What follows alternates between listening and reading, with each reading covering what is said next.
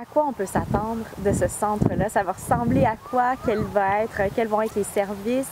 Est-ce qu'il y a que du yoga chaud? On est parti avec l'idée d'offrir un service haut de gamme. Donc, on est vraiment dans le centre très haut de gamme. Mais quand je dis ça, c'est accessible à tout le monde. Mais dans le fond, je suis partie avec l'idée qui est très, très simple de me dire qu'est-ce qui fera en sorte que mes clients se sentiraient bien en venant chez moi? Qu'est-ce qui va faire en sorte qu'ils vont avoir envie de revenir, qu'ils vont se sentir chez eux? Parce que dans le fond, ouvrir un centre de yoga, c'est un petit peu comme bâtir une maison pour les citoyens.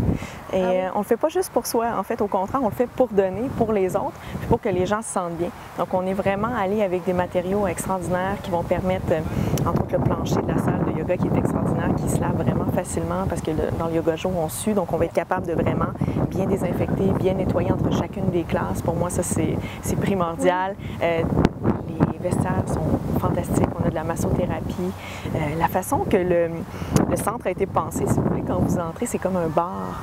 Vraiment, oui, c'est vraiment un bar ouvert. Donc, les gens peuvent s'asseoir, relaxer. On a un bar à jus, une boutique. C'est très ouvert. Donc, c'est un endroit de vie où vous pouvez vous arrêter, venir voir un de nos massothérapeutes qui sont vraiment très, très bons. Je suis assez difficile. Je vais aller chercher ceux que je considérais les meilleurs. La crème de la crème. Mais pour moi, c'est vraiment important. Et des massothérapeutes qui sont quelque part des yogis et des yoginis dans l'âme, c'est important qu'ils comprennent l'énergie et qu'ils savent qu'ils peuvent donner tellement à leurs clients, non pas seulement dans le geste de masser, mais aussi dans l'énergie. Donc, ils ont vraiment compris profondément qu'est-ce qui est le yoga et qu'est-ce qui en fait la force. Mais le centre, honnêtement, c'est les petites attentions, les petits plus. C'est vraiment là-dessus qu'on a travaillé. Qu'est-ce qui va faire la différence dans votre séance? Une petite débarbouillette froide après la classe à la lavande, par exemple. Un breuvage gratuit pour tous mes débutants aux électrolytes, donc avec du sel de l'Himalaya. Petit sirop sucré, parce qu'on a toujours besoin un petit peu de sucre après la classe aussi. On a brûlé beaucoup de calories, c'est comme quand on fait du sport.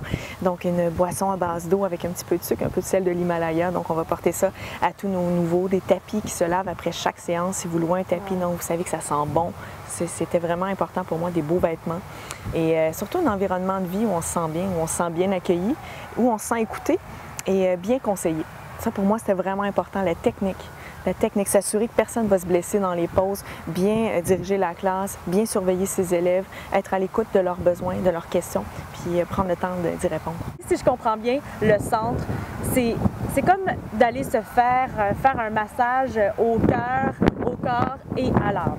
Mais c'est en plein ça. C'est ça. C'est vraiment en plein ça. J'aime beaucoup cette image-là parce que c'est vrai, dans un cours de yoga chaud, que ce soit chauffé ou traditionnel, dans le fond, on va faire des compressions avec les mouvements.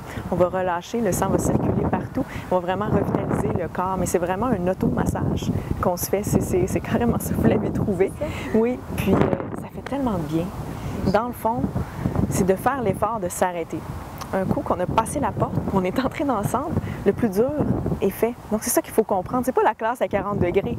Le plus difficile, c'est de franchir la porte, d'entrer dans le centre, d'arriver.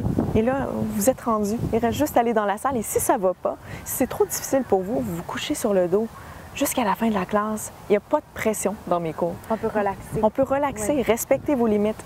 C'est toujours ce que je dis à mes clients. Donc, il n'y a pas il n'y a pas de pression, jamais. Pour moi, la pression, c'est contre le yoga, donc ça ne fait pas partie de mes principes. Et vous savez que le yoga, ce n'est pas une compétition. Donc, on essaie justement d'enlever de notre tête l'esprit de compétition, l'esprit de comparaison avec les autres, et on fait de son mieux, c'est tout. En fait, le yin yoga, c'est un yoga passif. Donc, c'est la gravité qui pousse votre corps contre le sol. On tient les poses, mais les muscles sont relax. Donc, on s'installe dans la pose et on la tient entre 2 et 5 minutes. Pour poser du yoga chaud, on ne veut pas forcer. C'est vraiment la gravité qui travaille. Donc, on n'est pas en train de suer. On n'est pas en train de forcer d'avoir chaud, de brûler des calories. On est en train de relaxer, de méditer pendant les pauses sur le sol pendant 1 heure à 1 heure et demie. C'est ça le yin yoga. Les TRX, en fait, ce sont des câbles qu'on tire et c'est le poids du corps qui va permettre de faire de la musculation. Donc, c'est une façon de faire de la musculation à partir de câbles qui sont suspendus.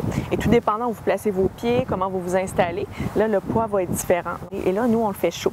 Ça, c'est une première, à ma connaissance, au Québec et même dans le monde. J'ai jamais vu ça. Donc, ça va permettre de réchauffer les muscles et de faire, même en plus de ça, un travail cardiovasculaire. Donc, les messieurs qui aiment dépenser beaucoup de calories en faisant de la musculation et même après la séance, puisqu'ils ont gonflé les muscles, je pense qu'ils vont vraiment apprécier ça. Et les femmes aussi. C'est très accessible, en fait, parce qu'on peut l'adapter au corps de chacun et selon vos capacités. Parfait. Donc, on dit le TRX pour les gens qui veulent travailler leur musculation, le yoga chaud pour les gens qui passent peut-être la journée devant leur ordinateur à moins bouger, et le yin yoga pour les gens qui, au contraire, bougent quand même beaucoup et ont besoin de se poser pendant un moment dans la journée.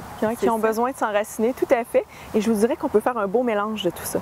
Donc finalement, c'est pour tout le monde, il n'y a pas d'âge. On peut avoir 70 ans et faire du yoga. Ma plus vieille professeure avait 87 ans de yoga chaud. Oh wow. Et je vous dirais d'écouter votre corps et d'écouter finalement vos envies. Qu'est-ce que vous ressentez? Votre corps va vous le dire.